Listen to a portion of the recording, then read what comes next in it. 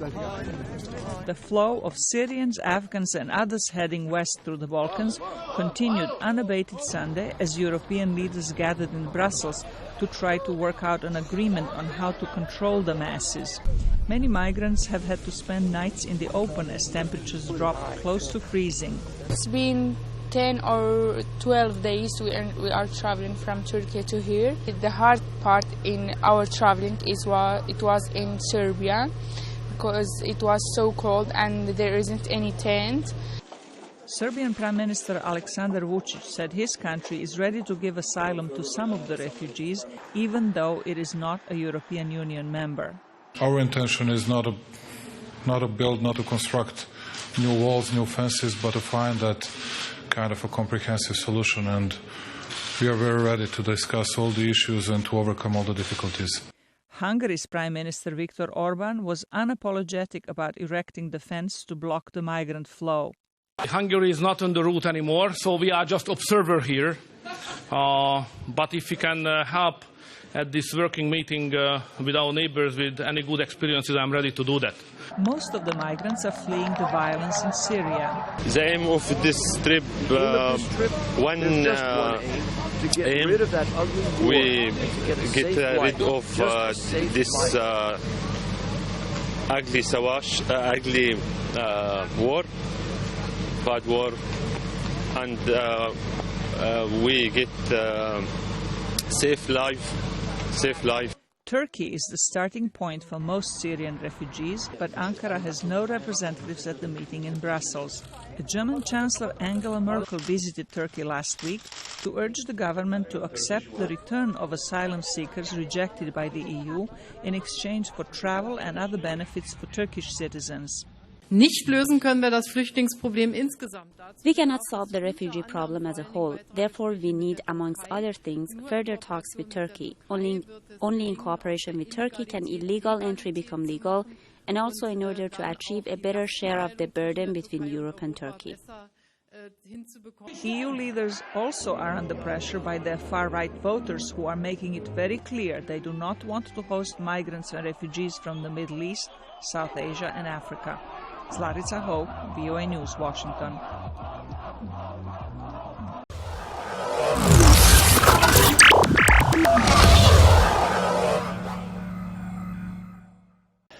This is not a job I've ever wanted, I've ever sought. He could be the first reluctant House Speaker in modern American history. Paul Ryan is no stranger to the national stage, having served as the Republican vice presidential nominee in 2012. Governor Romney, I am deeply honored and excited to join you as your running mate.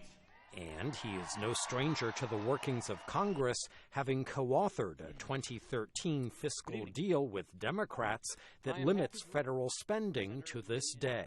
I see this agreement as a step in the right direction. In divided government, you don't always get what you want. I think Paul Ryan would make a great speaker. A strong endorsement from the man Ryan would succeed. He works hard, he's very bright, and he has good relationships, I think, with all the wings of the party. Ryan said he would serve as Speaker only if Republicans unified behind him. That unity will be put to the test almost immediately with critical votes on matters such as raising the federal government's borrowing limit by November 3rd or risk a U.S. debt default.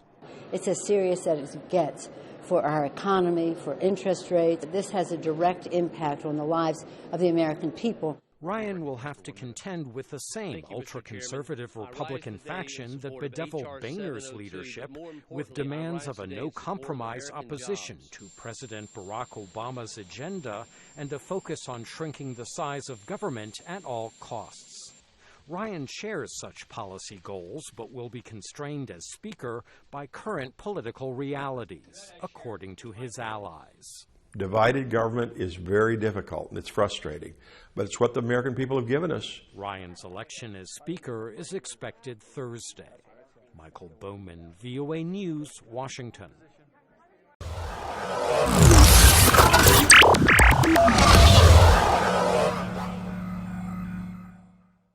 It's been a productive, eventful week. The Pentagon is claiming success after a team of about 60 Kurdish and U.S. commandos raided an Islamic State prison compound in the northern Iraqi town of Hawija.